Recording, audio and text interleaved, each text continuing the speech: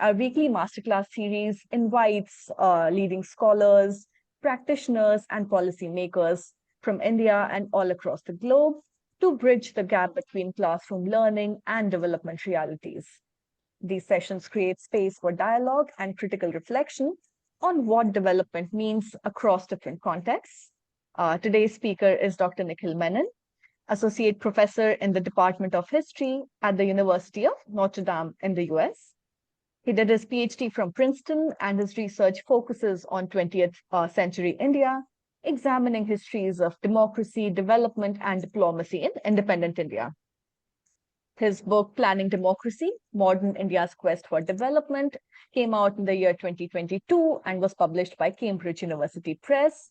And the book reveals how India combined Western-style liberal democracy with Soviet-inspired economic planning when the Cold War positioned them as incompatible. The book demonstrates how planning established independent India's data infrastructure through national surveys, statistics, and computers.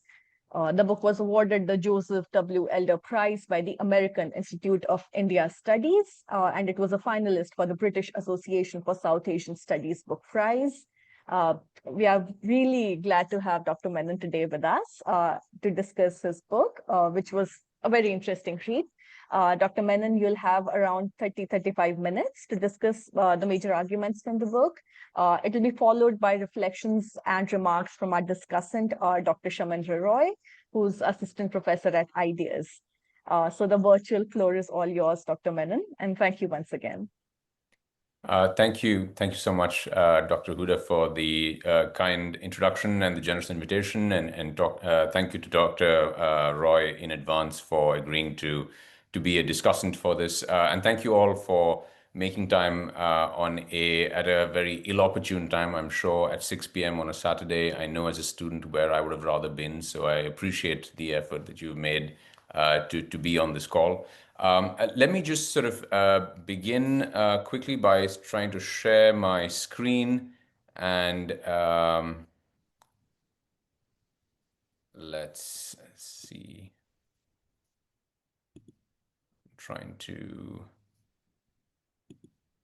I've not shared a screen for a while, so let me see.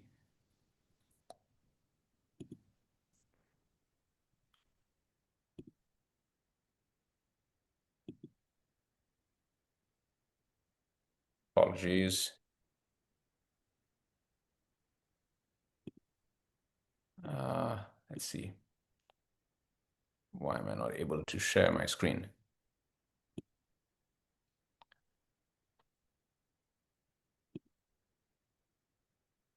Share screen. Is anybody able to help me with, once I go to share screen, what I should do next? Should I go to screens, documents, advanced? So, Nikhil, you have to just, when you click on the share screen, you see a bunch of windows. Yeah. If you do the screen, then by default, it will take, you just grab a few screen, it will take whatever you want to show. But there are also options for specific windows if you want to. Just click on the window. Yeah. Okay, good. Okay, great. Thank you. Can you see my my slides? Yeah. Okay, all right. So let me just begin, and sorry for the technical glitch there. So beginning in the mid-20th century, the Indian planning project was one of the world's, post-colonial world's most ambitious experiments, beginning in 1950, when the Planning Commission was inaugurated by the Nehru government, and 2014, when the Narendra Modi government dismantled it. The Indian planning economy was a planned economy. The 5-year plan was the vehicle chosen to overcome centuries of colonial economic exploitation, and it was a novel experiment as well. It was an arranged marriage, as it were, between Soviet-inspired economic planning and Western-style liberal democracy at a time when the Cold War portrayed these two as both ideologically contradictory and institutionally incompatible. So with each 5-year plan, the Planning Commission set the course for the nation's economy, its pronouncement rippling across the land to every farm and every factory. What's important to remember is that the Indian planning experiment was seen as one that had global implications.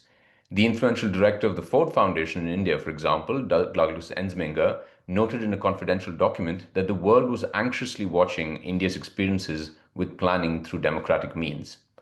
Writing for The Observer in Britain, Thomas Ballag, a Oxford economist, described, quote, India's experiment in quite stark terms. His prediction was that it would, quote, that it may become crucial for the future of the free world, end quote. The Indian government was trying to modernize a vast, materially backward country through consent to achieve democratically that which had been, quote, hitherto been undertaken on a comparable scale only in communist dictatorships, end quote. India's planning endeavor, thus, was a matter of international concern. It was tracked in Western capitals, in the communist world, and by very anxious elites across decolonizing Asia and Africa. My book explores how planning became so central to the story of modern India, how it became almost a national obsession, something that was seen as an exciting adventure.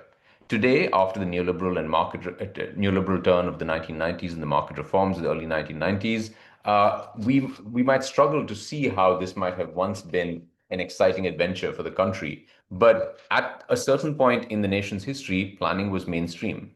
And without understanding that, it is the argument of my book that it is hard to make sense of why the five-year plans were once a theme in the popular culture of independent India. Why, for example, did plans show up in plays, in novels, in major Bollywood films and songs? My book tries to recreate that period and explain why that was. It uses planning as a lens through which to understand the Indian state after independence. Moving just beyond just the economy, I am a historian, not an economist. It explores how planning altered the nature of the post-colonial state and how it captured the Indian elite's imagination and even the public's imagination as well. During the formative decades of the Indian Republic, planning was an idea that governed the nation. So much so that it became the butt of cartoonist jokes. So, for example, here's a cartoon from Shankar's Weekly, which was once a very popular magazine from May 7th, 1950. And it's sort of what already within months of India becoming a republic, you can see how cartoonists are making fun of the government for its enthusiasm about planned participation. And so there's a rehabilitation plan, a transport plan, an economic plan, but there's also, obviously in this kind of sexist way, also mocking a wife's plan, a daughter's plan, a shopping plan, etc. The plans, from the government's perspective, were meant to be a route to rapid economic transformation, and it also became the language through which aspirations for nation building were expressed. And it quickly became a fixture in the national conversation, covered in newspapers, covered in magazines, covered in all kinds of public fora. By the time that India became independent, it is important to remember, planning had already been a popular idea in the country for about 2 decades. Over the 1930s and 1940s, proposals to plan the economy sprouted from across the political spectrum. And they were inspired by international examples like Meiji Japan, the Soviet Union, and even New Deal America from the 1930s onwards under FDR. Its supporters were not exclusively socialist either. This is the other aspect that my book tries to recover, which is that planning was not exclusively seen as a left-wing or socialistic endeavor at a certain point in our country's past.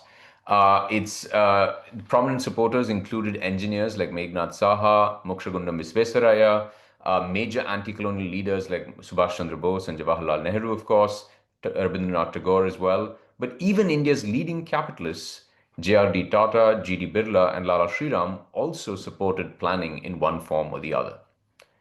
Planning was also an idea, and the reason that this wide spectrum of people supported planning was because of how popular it was abroad as well.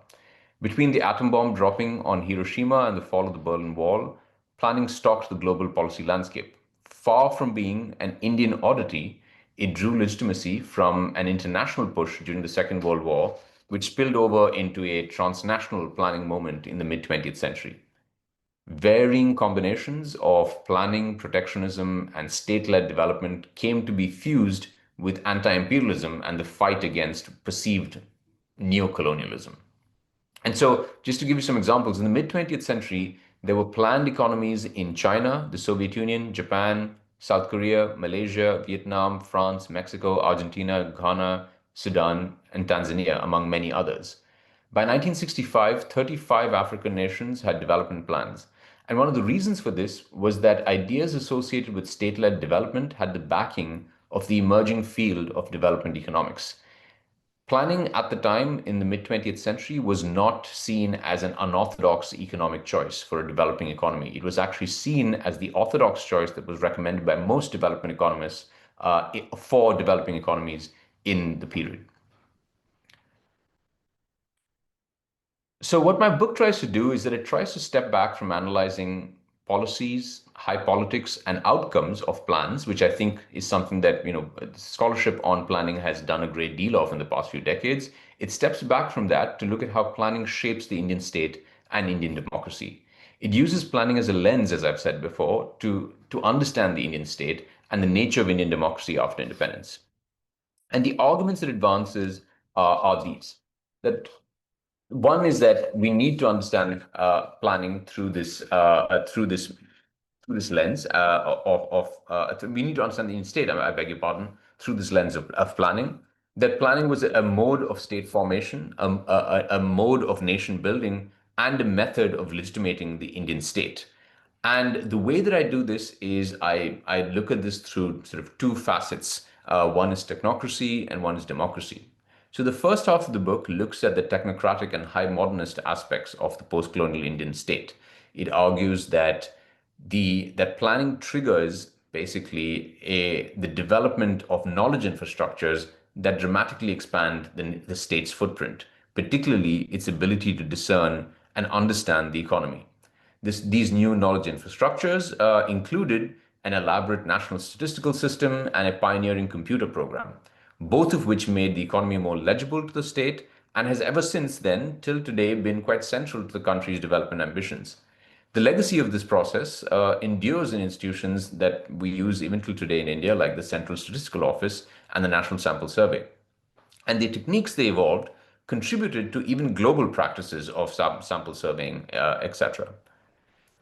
I tell this half of the story, the first half of the story, through the very fascinating character of Prasanta Chandra Mahalanobis, a brilliant scientist, India's foremost economic planner, and one of the most influential Indians of his generation.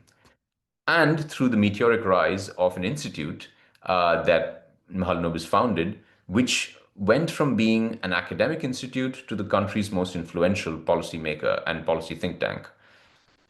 But rather than a biographical account of this individual and this institute, I argue that it was the structural transformation in the knowledge infrastructure of the Indian state in the years after independence that allowed for someone like Mahalanobis to play such a crucial role. That if that structural transformation in the knowledge infrastructures had not taken place, Mahalanobis would not have had the room to play this kind of role. In other words, it was the planning-induced explosion in the state's quantitative capacities that pries open the space for a statistician like Mahalanobis to sway economic policy. So while the first part of the book analyzes how the drive for numbers, data, and counting accelerated this drift towards technocracy, the second half reveals the contortions that were necessary to square this technocracy with democracy.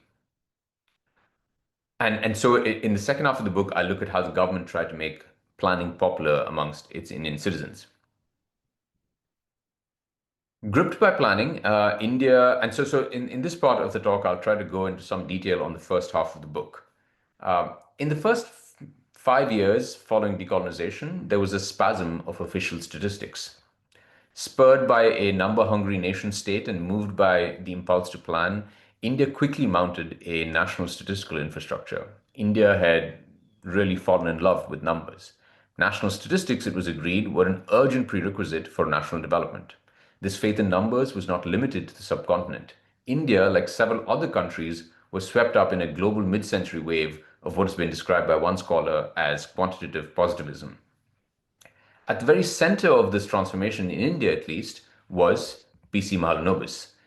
Born in 1893 in colonial Calcutta, he grew up as a culturally refined physicist, educated at Presidency College in Calcutta and then at King's College in Cambridge. He was brilliant, charismatic, serious, self-assured, and he was also multifaceted. He was well-versed in ancient Sanskrit texts. He possessed a very discerning ear for Bangla poetry. He was an expert in Tagore's poetry and was also a dabbler in architecture. But he was also, importantly for my story, for my history, he was also animated by a sense of purpose. He wanted his academic work to matter for the nation, and his interest in statistics began quite by accident. For a few decades, he had worn two hats as a lecturer of physics back at Presidency College, but also on the side, as a sort of side hustle, he was also India's leading statistician. Over time, he became a global pioneer in the use of large-scale sample surveys, which he conducted through the Indian Statistical Institute, which he'd founded in the early 1930s. By the time of independence in 1947, Mahalanobis was internationally recognized for his contributions to sample surveys, which were increasingly used across the world. And over the next 2 decades, Mahalanobis would design the National Sample Survey, which we still use. He would bring India its first two digital computers and also author the second five-year plan, which lasted from 1956 to 61 and which broadly laid out the template for India's economic policy till liberalization in the early 1990s. Soon after independence, the country's political leadership bemoaned the lack of data about the economy. As Prime Minister Nehru said, quote, "We have no data, and as a result, we function largely in the dark," end quote. And so it was to meet this need that the National Sample Survey was unfurled in 1950. It was a response to the Indian state's need for data to plan the economy, and it was a giant leap. Mahalanobis and the ISI, the Indian Statistical Institute, ran the show. The idea was to begin a series of sprawling nationwide surveys to capture information on all aspects of Indian citizens' economic life. The logic behind it was that since it would be impossible or too expensive to collect statistics from every household in the country, it was better to develop a representative sample so that the whole could be calculated from a small fraction. And it was the biggest and most comprehensive sampling inquiry ever conducted in the world. The challenges were enormous. The initial sample that they arrived at was about 1,800 villages out of 560,000 villages. The institute was short-staffed and needed to negotiate 15 languages and 140 systems of local systems of measurement.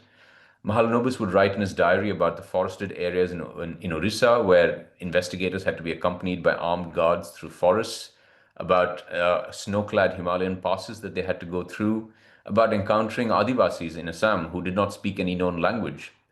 In other parts, investigators often fell ill due to tropical diseases or feared for their lives because of man-eating tigers. But the results were transformative.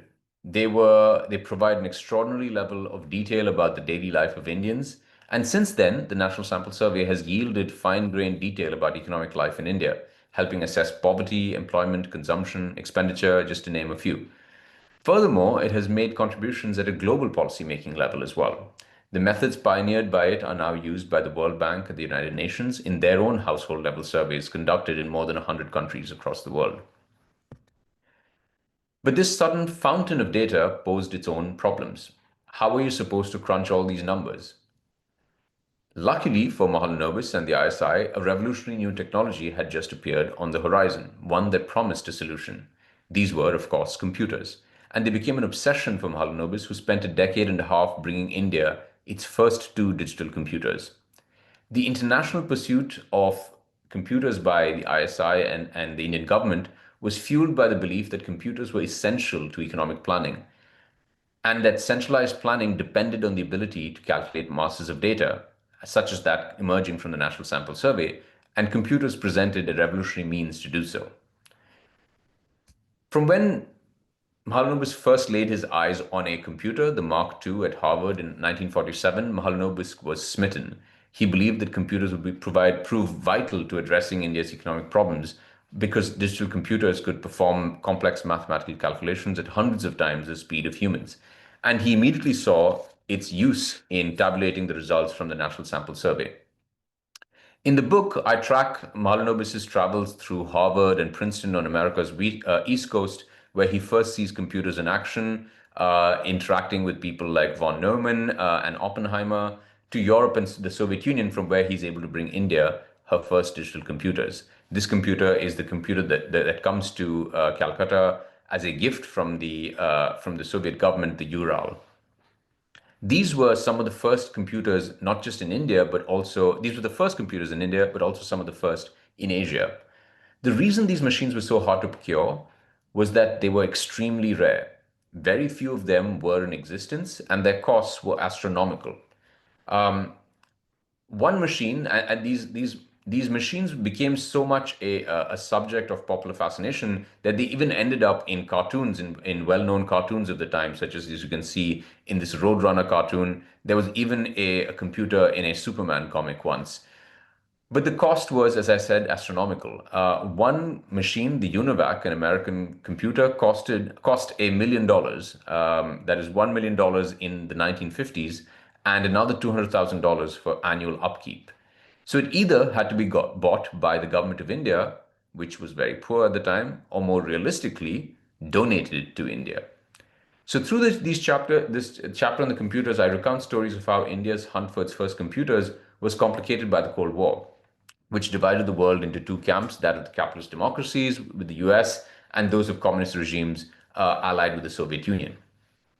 But the important part is that despite Mahalanobis being suspected of being a communist and it leading to America not wanting to give India a computer, Mahalanobis and the Institute were both successful in bringing these machines to India and putting them to the use of development and planning.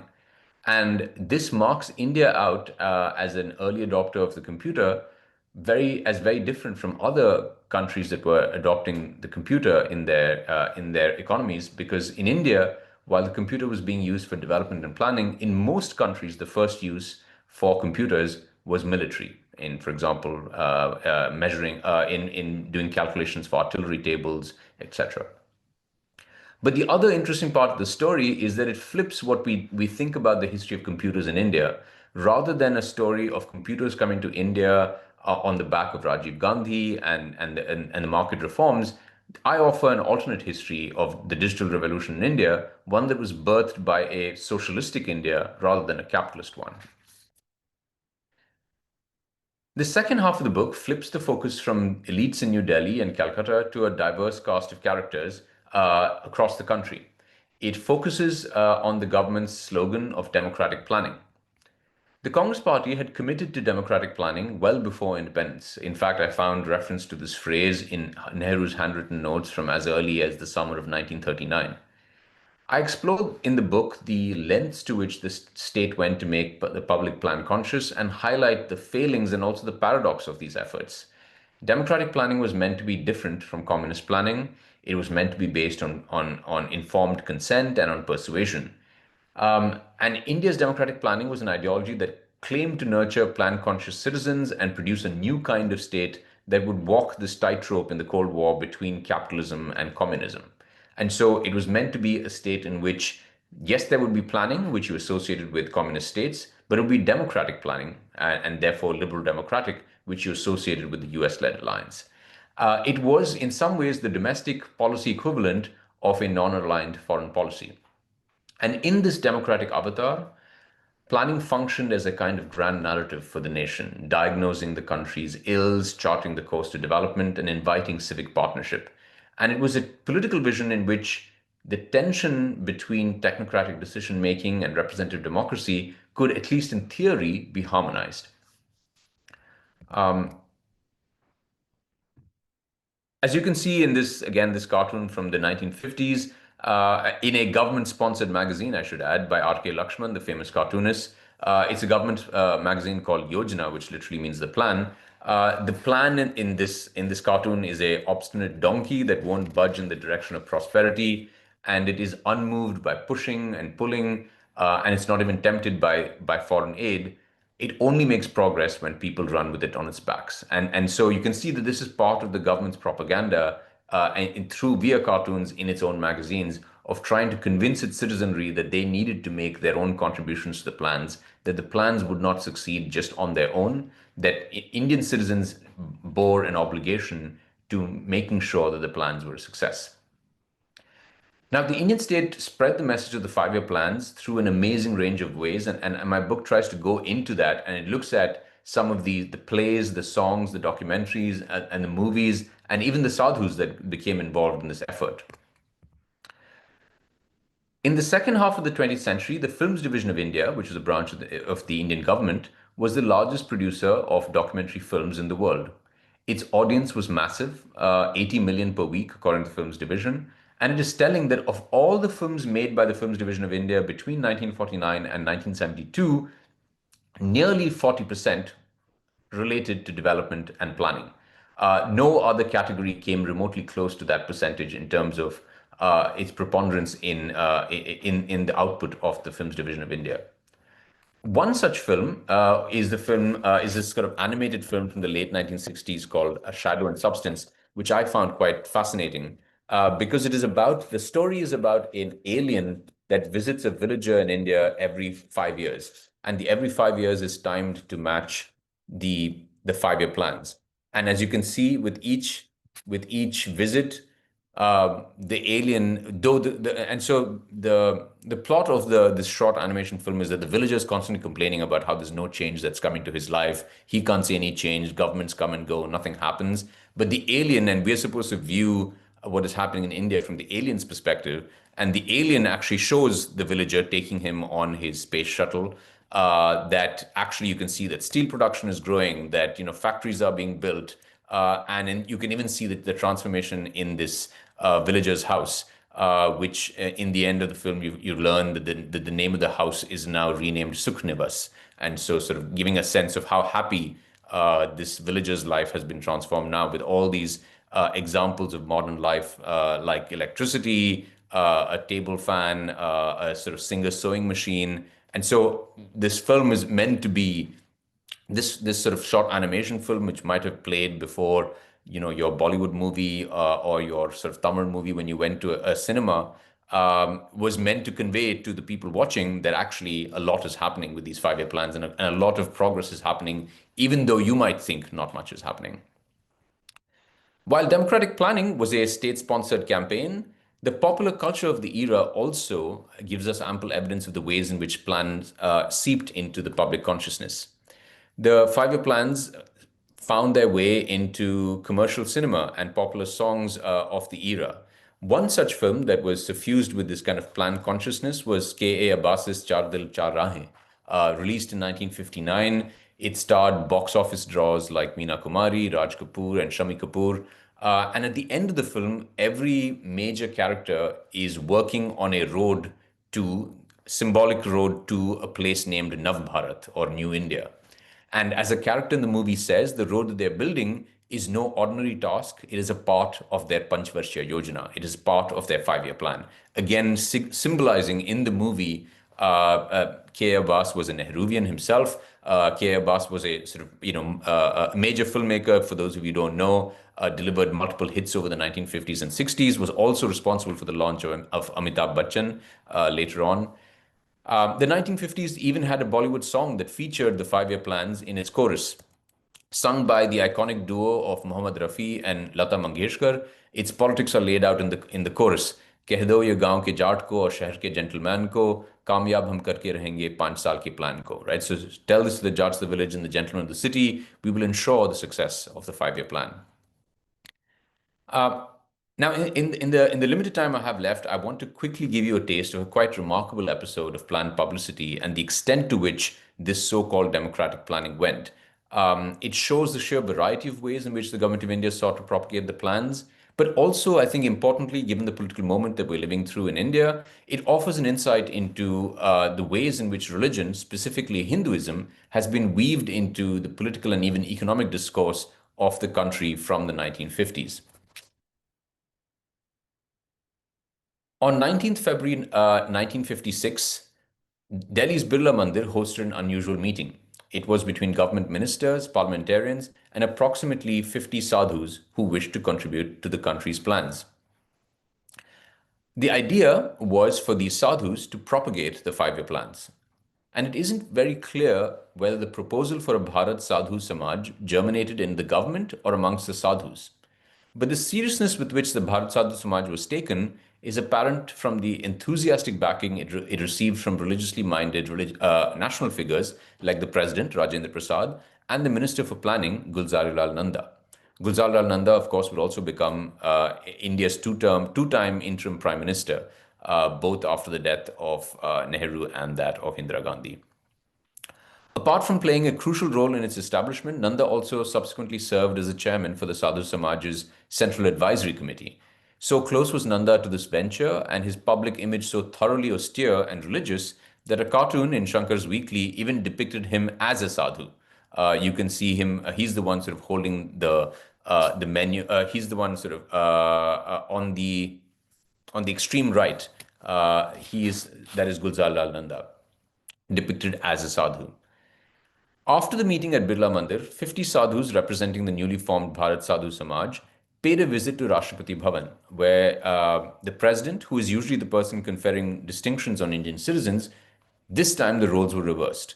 The holy men, the sadhus, bestowed the president of India with the title of Sant or saint while chanting sacred Sanskrit mantras. They threw in some flattery as well, likening the president of India to King Dasharath from the Ramayana and themselves to the sages who advised the court of Ram. The Bharat Sadhu Samaj's combination of spiritual and material proved irresistible to the American press.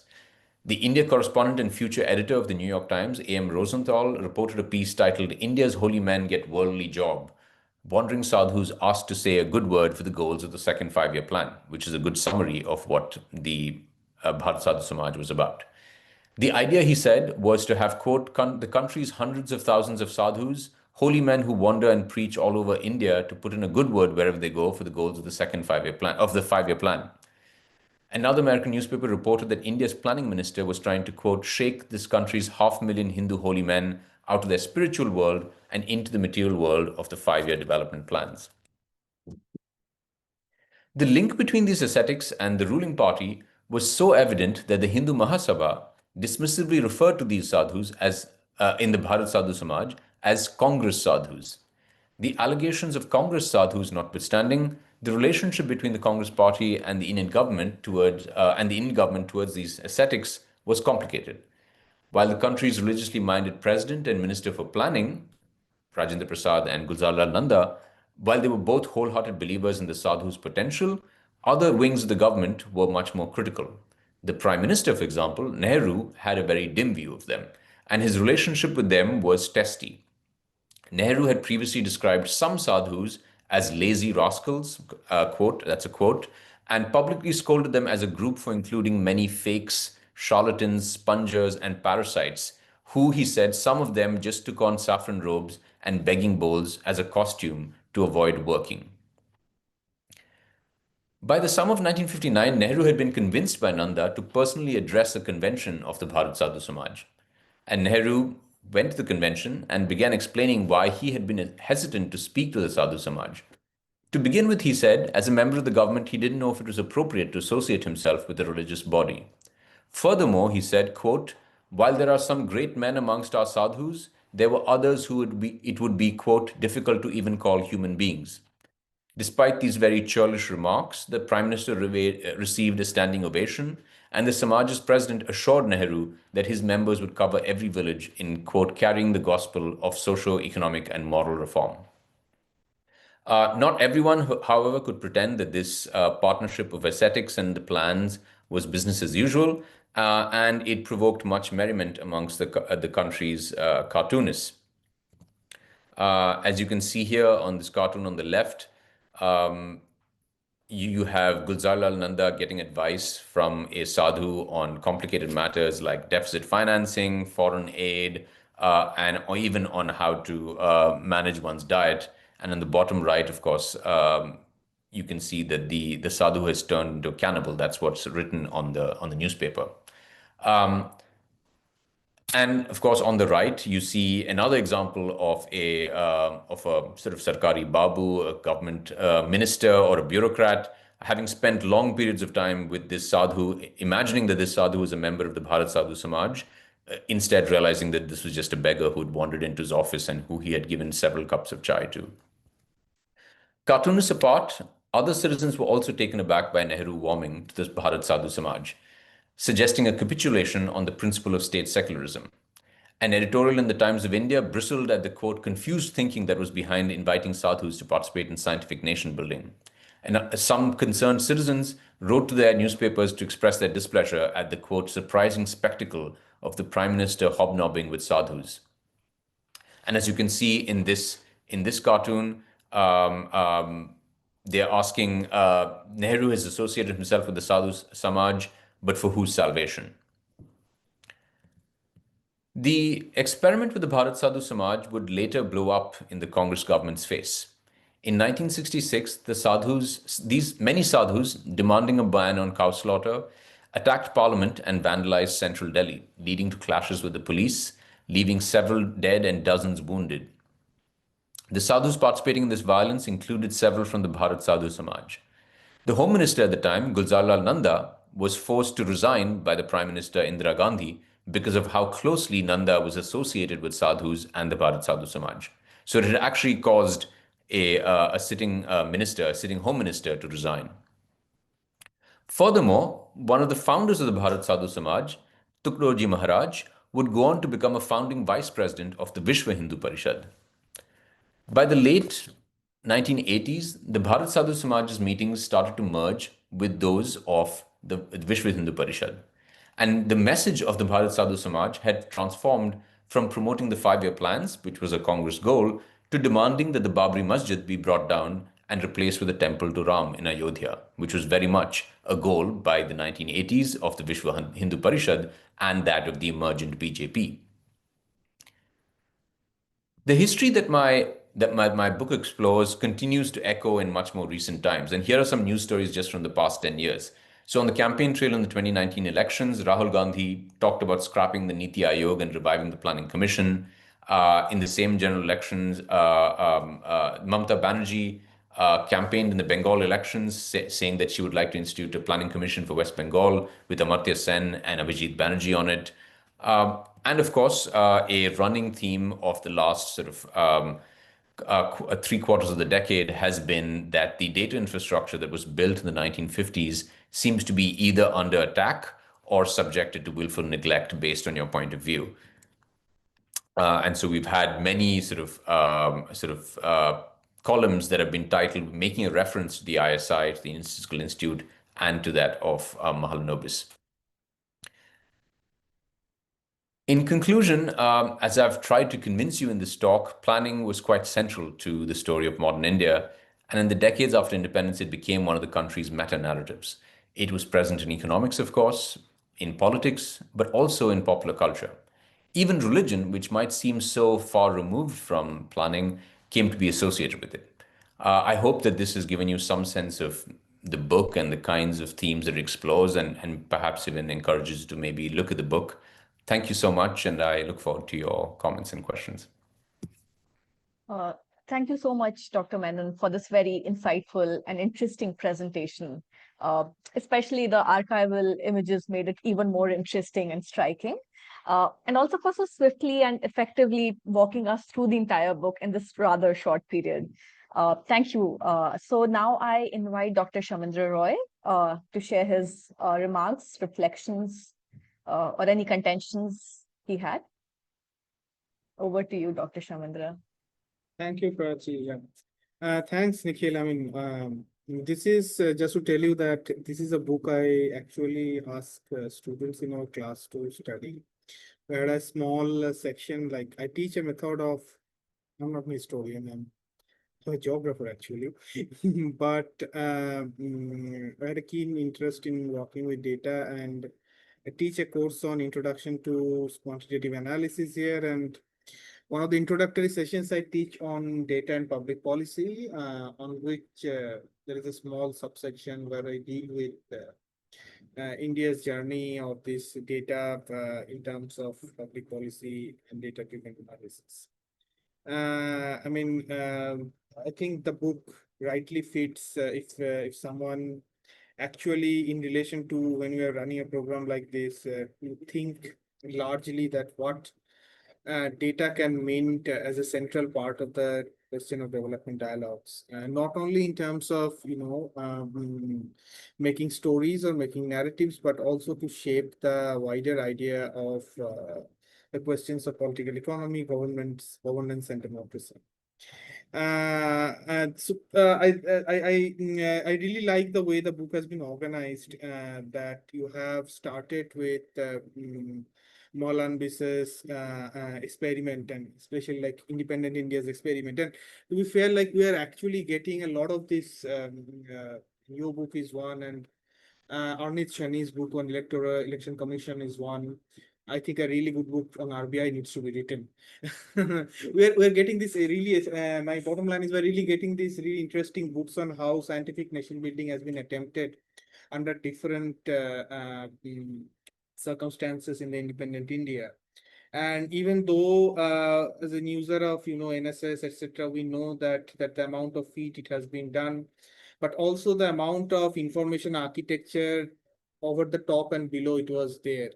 The largest set of planning imaginations that are built on these NSS quinquennial surveys, the main two dialogues on poverty and unemployment, employment, and how these two very crucial economic issues that has over the time has was central to India's political dialogue as well, electoral dialogue as well, has been dealt with a data infrastructure like this.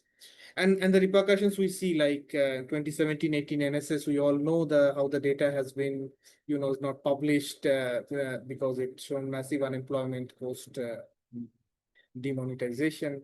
So coming back to the word that all of these all of this evidence shows us that there is how data is very core part of this thing.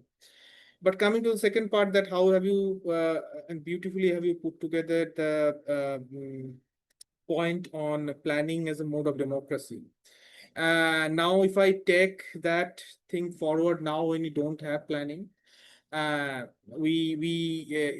opens us many various new possibilities. That what is the project? This planning is out of the picture. What is the project of modern India, the contemporary India, to take this forward?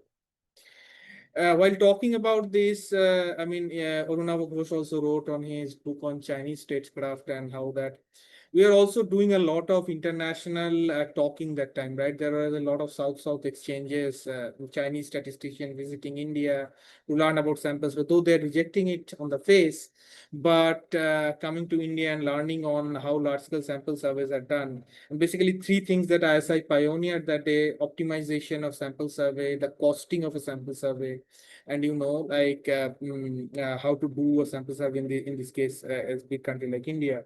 So the Chinese data statecraft was, as you correctly pointed out, was non-consensual, and they are collecting a census. I'll not say a census; it's more of a demographic, administrative information from all of its citizens. And we are doing surveys. The post-colonial process, and there was also there's also a lot of disbelief on the Indian census, especially after Bengal famine was happened, and things like that. Dadabhai Naoroji's book, Progati and British Rule in India, talks about it.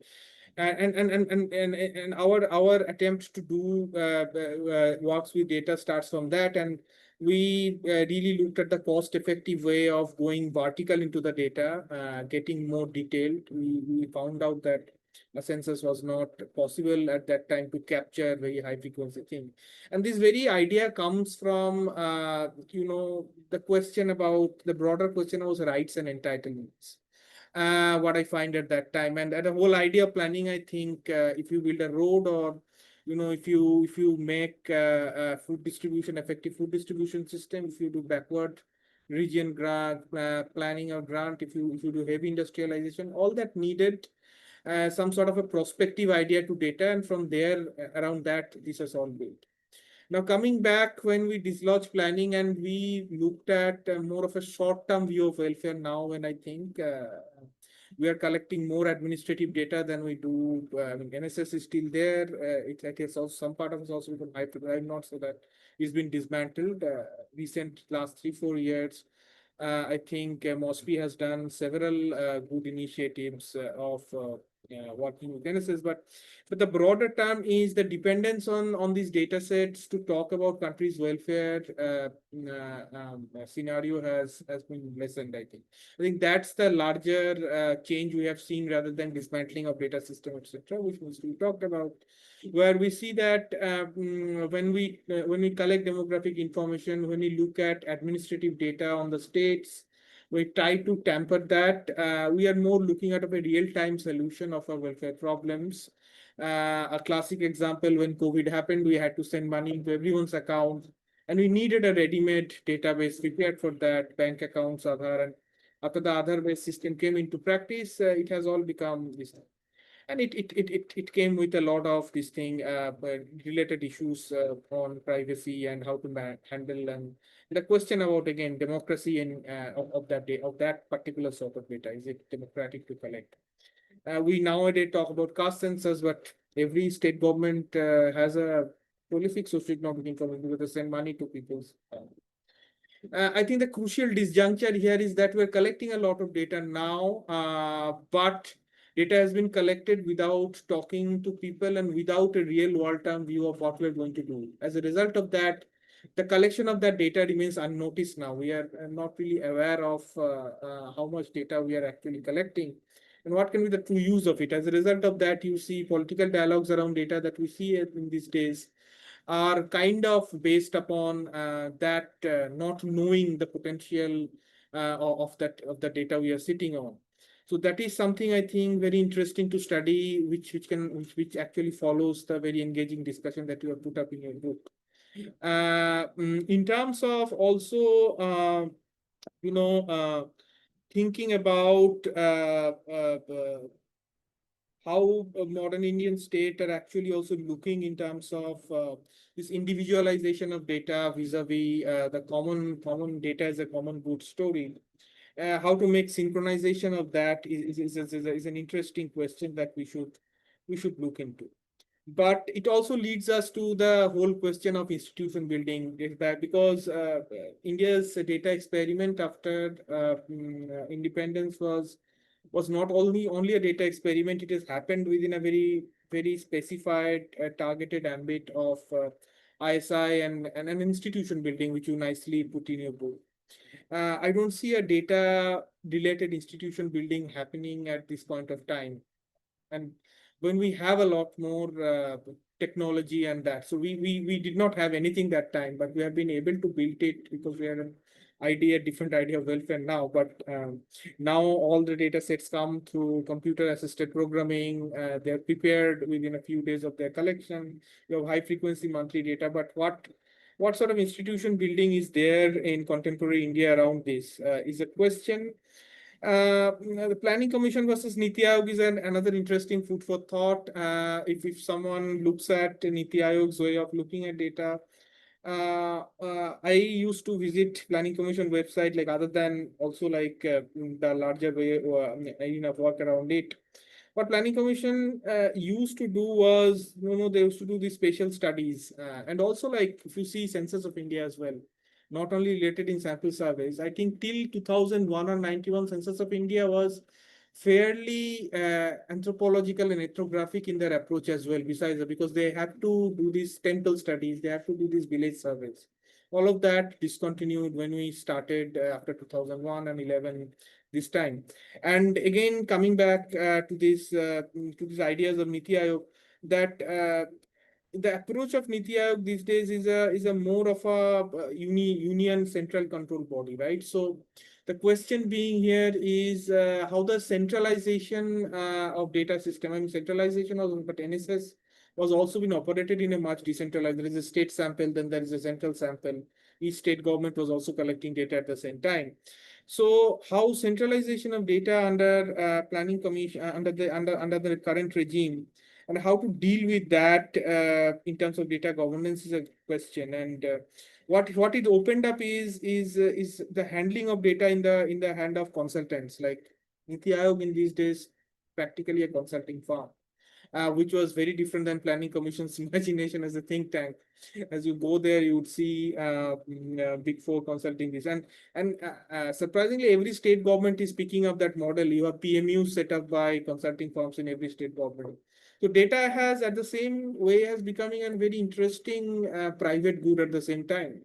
All the data has been collected from grassroots, and no longer been even with the governments themselves. The consultancy firms deal with them. They don't even share source code many times with the government apparatus. and nobody knows that how they're compiled and gives a wider plethora of information beyond sending money to everyone's account, which is a very individualistic way of looking at data.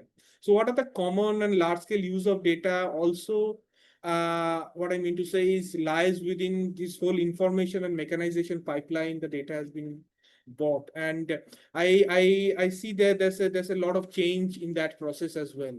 Like when we are doing large scale sample survey, we had a good idea about the information pipeline and what's at the end and the beginning of that pipeline. Now it's been multi-stakeholder, and we have a much lesser idea about this.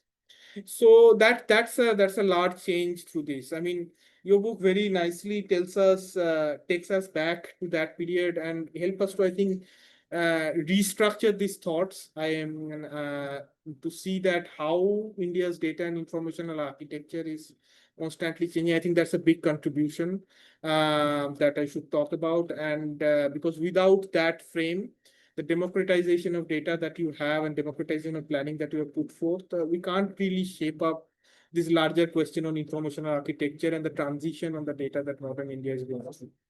So I think that's a big success of the book, and waiting for you to write more on this on the coming times. Yeah, I'll stop here. Thanks, Dr. Shamindra, for flagging a couple of really important, relevant, and also contemporary concerns. Dr. Menon, if it's okay, maybe we can also open the floor for questions and collect a few more if there's any, and then maybe you can, respond to even some of the things that Dr. Shamindra flagged. Would that be better? Yeah, that's fine. I just want to thank Dr. Roy for those comments. Sure. Yeah, so if anyone among the participants has any questions, comments, any reflections, now would be the right time.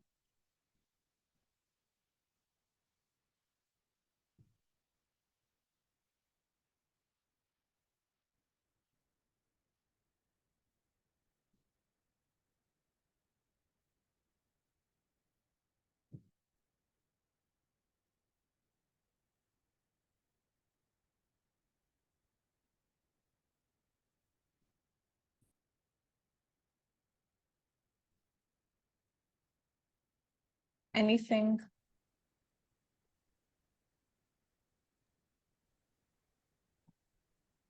Nothing from the students.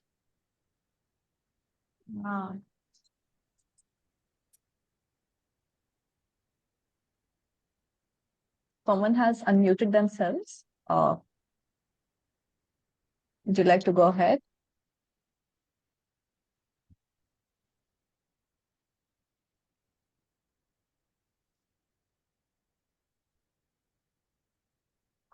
If not, Dr. Menon, would you like to give some concluding remarks before we call it a day?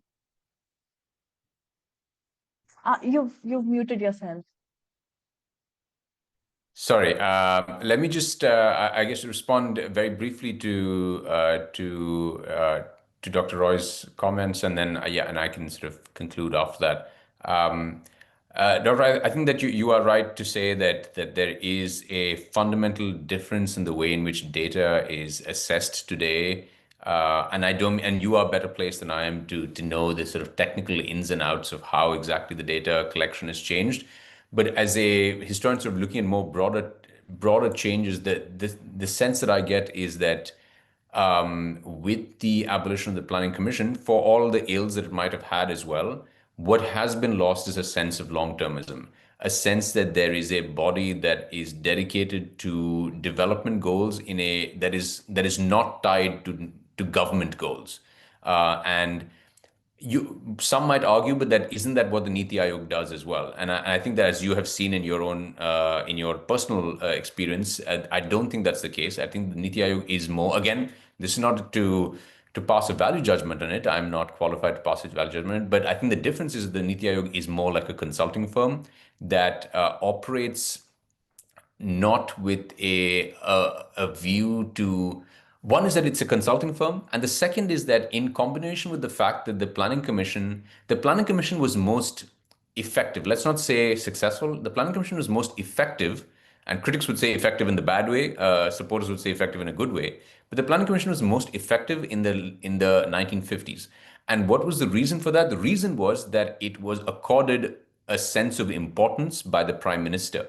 The Prime Minister was a member of the Planning Commission, and so was the Finance Minister a member of the Planning Commission. And so if the Commission passed a recommendation, the government basically had to not had to agree with it, but the government was basically saying this is what we agree with, right? Because it's already been approved by the chairperson of the planning commission, which is the prime minister, and the deputy chairperson, who is given the position of a minister, but also the finance minister has signed off on it. What happens from the 1960s onwards, the late 1960s onwards, is that that kind of prestige of the planning commission gets eroded within Congress governments itself. And after that, it becomes merely an advisory body. And some might argue that's better, but it's no longer an effective, powerful body anymore. And I think that what has happened the last decade or so is that process has reached its high water mark with the Planning Commission itself going away. But you also have, along with the institution of the Niti Aayog, a wholesale attack across India on expertise and on intellectuals. And in that political environment in which there is a denigration of expertise, which, again, you might say that some might argue that there's been too much veneration of expertise and technocrats in India. That's a valid political position to hold. That's not my view. But with this kind of denigration of expertise, this idea, as our prime minister has argued, that hard work is more important than Harvard, which again has a lot to commend it. But with the attacks on different intellectuals, with the attacks on universities, with the stigmatizing of universities as being hotbeds of radicalism as opposed to expertise, whether one agrees with it or not, what it has led to is this kind of mahal where expertise is not seen as important, or expertise is seen as in somehow suspect, because it is not organic, it is not rooted, it is not earthy, and all those are good reasons to critique expertise in India and how elite expertise in India is. But I, as a citizen, would argue that maybe there's another way to critique that expertise by saying that instead of the expertise being associated with, Lutyens' Delhi elite, maybe we should democratize expertise. Maybe we should have, as you said, we should make more institutions, build more institutions that make expertise more accessible to the average Indian citizen, so that there can be more Mahal Nobices who don't have to go to King's College, Cambridge in order to get a degree, right? That you can get these degrees and expertise in parts of India where you don't expect them to be. And I think that combination of an attack on credentialed expertise and a feeling that expertise is somehow threatening to the body politic leads to a situation where it is very tough for, say, even someone like Raghuram Rajan, who had a lot of sort of public support, to stand up to a government, because after all, he's this University of Chicago professor. He's, as experts are suspect. Expert as a category is a suspect category. And I think that was very different from the 1950s. Whatever your critiques of the 1950s were, the experts were valued. There was a panel of economists that the second five-year plan was submitted to, and the majority vote was to go ahead with it. And it's that sort of thing that you do not see with demonetization, you do not see with discussions over Aadhaar. And I think that I think is a troubling sign. And I think that your concerns about data, I think, are only going to be amplified with the introduction of AI, where now, as we see in America, and particularly, there are already so many lawsuits between all these AI companies who have a level of data that any government could only dream of. And they want the data from users who click a kind of agreement button on their apps, but do not realize the level of data that they're handing over to companies that are not even bound to any nation state, right? They're transnational legal entities that are certainly more powerful than some smaller nation states, but are not bound by the laws of just any one nation state. And so I think that is something to keep in mind for the future in terms of the data conversation, in terms of the data and how it interacts with AI. Yeah, those are really great reflections. The AI, I think the problem that will increase is that our state is in India. The Indian state is collects a lot of data, but doesn't open up a lot of data. So we don't know what's the dynamics within it. But another question I had to ask you: how much do you think the changing nature of bureaucracy in India has to do with this data transformation? Like, if you see the composition of IAS, for example, it has become extremely technocratic. People, humanities, social science graduates don't really get into IAS these days, mostly engineers and doctors. I worked with the government a bit before, and I've seen the way they approach the questions are very different. It does two kinds of things. One, it opens up possibilities of the government to give that sort of data to you for problem solving, not for analysis or something, which is good. But it also at the same time relies heavily on technology to capture those problem solving. Like coming to income tax, AI, income tax is already doing that. We used to get income tax returns a month or a couple of months 5 years ago, we get it in a day, and they're running large language models to capture frauds, etc. But on what parameters those are, no one knows, because some consulting firm is running it and on behalf of them. So in that way, data is also not become strictly public and private, but also like this bureaucracy question. You have a very technocratic top line bureaucracy, but at the same time, not so technocratic frontline bureaucracy, which collects a lot of data in India. A data a manager, data entry operator that now sits in every panchayat or in every ULB has a lot to do on how people get schemes and get monies in their accounts at the end of the month, right? That sort of frontline bureaucracy in India these days is not well. This thing, they actually don't know why they are doing it. They do it in one front, and a lot of political volunteers are also involved. But the top bureaucracy, which is heavily dependent upon that, forces this lower echelon to do this. And so the democratization of data, the pipeline also get, I think, disturbed in that way, that we have not really been looking at it in an integrated manner from the top. But yeah, but there is a big change in human resource angle as well. And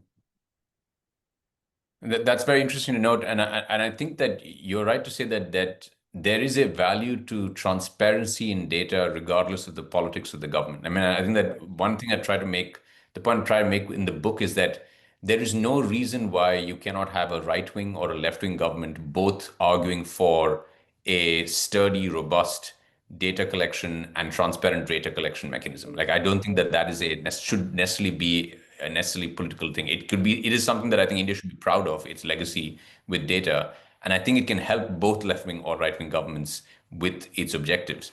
And I think that one of the issues that we've had is that you're right that there might be more people who are technocratically inclined in the civil services, but without there being, but the civil servants are still controlled by the government, as we know very well in the case of India.